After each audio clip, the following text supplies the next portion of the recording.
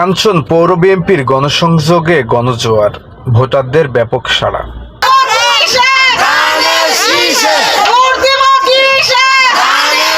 ত্রয়োদশ জাতীয় সংসদ নির্বাচনকে সামনে রেখে নারায়ণগঞ্জ ১, রূপগঞ্জ আসনে ধানের শীষের প্রতীকের পক্ষে গণসংযোগ চালিয়েছে কাঞ্চন পৌর ৫ নম্বর ওয়ার্ড বিএনপি।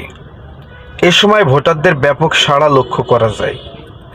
কাঞ্চন পৌর ৫ নম্বর ওয়ার্ড বিএনপি সভাপতি মতিউর রহমান মিতু ও সাধারণ সম্পাদক রোকসানা ইব্রাহিমের নেতৃত্বে চরপাড়া, চৌধুরীপাড়া, ভূঁইয়াপাড়া, কাটাখালী, কেন্দুয়া সহ বিভিন্ন এলাকায় ভোটারদের দ্বারে দ্বারে গিয়ে ভোট প্রার্থনা করা হয়।